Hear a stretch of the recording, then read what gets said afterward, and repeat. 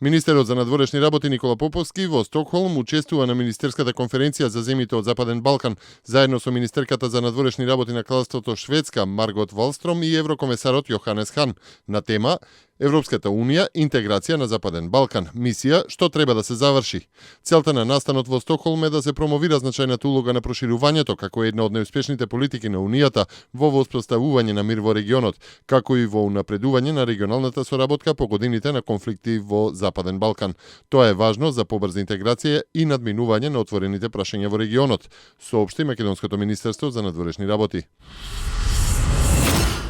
Европската перспектива на Република Македонија била една од темите за кои разговарале грчкиот заменик министер за надворешни работи Никос Ксидакис и еврокомесарот за европска соседска политика и преговори за проширување Јоханес Хан во Брисел. Хан го информираше Ксидакис за неговите неодамнешни средби во Македонија и можностите за забрзување на процесот за решавање на проблемот со кој се соочуваат двете земји и отворање на пристапните преговори по изборите и постигнувањето политичка стабилност во Република Македонија. Ксидакис ја повтори долгогодишната и практична поддршка на Грција за Македонија заедно со својот интерес за стабилност и раст во соседството и истакна дека Грција е најголемиот инвеститор во Македонија и дека решавањето на прашањето е во заеднички интерес, се вели во соопштението од грчкото МНР. За време на средбата еврокомесарот се осврнал и на предлогот на Европската комисија за нови сили за заштита на надворешните граници на Европската унија. Грчкиот дипломат од своја страна ја истакнал долгогодишната поддршка на Грција за предлозите кои ја подобруваат заштитата на границите, додавајќи дека новите сили кога ќе бидат создадени мора да действуваат во согласно со засегнатата држава. Од недела на полнок стапува во сила забраната за емитување платено политичко рекламирање на телевизиите, печатините и на електронските медиуми, соопшти Агенцијата за аудио и аудиовизуелни медиумски услуги. Забраната е пропишана во членот 82 став 1 од Законот за изменување и дополнување на изборниот законник и важи до денот на почетокот на изборната кампања за предвремените парламентарни избори кои ќе се одржат во 2016 година, се наведува во соопштението на агенцијата.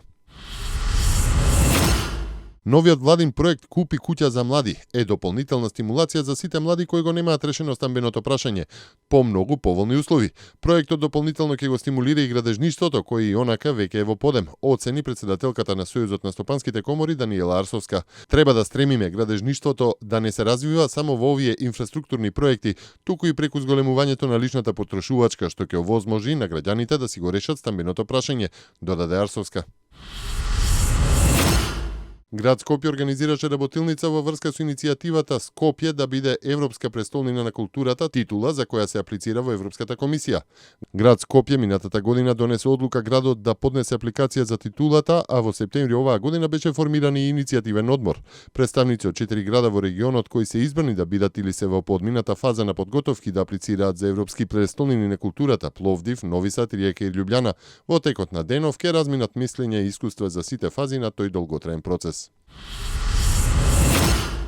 Бројот на луѓе кои оваа година биле принудени поради војна или насилство да ги напуштат своите татковини ќе го надмине ланскиот рекорд од околу 60 милиони лица, соопштија од Обединетите нации. Со речиси милион луѓе кои оваа година го преминаа Медитеранот како бегалци и мигранти и со конфликтите во Сирија и другите делови од светот кои продолжуваат да предизвикуваат нови загрижувачки човечки страдања, 2015 година веројатно ќе ги надмине сите претходни рекорди кога станува збор за пресилното глобално раселување, се наведува во извештајот на УНХЦР.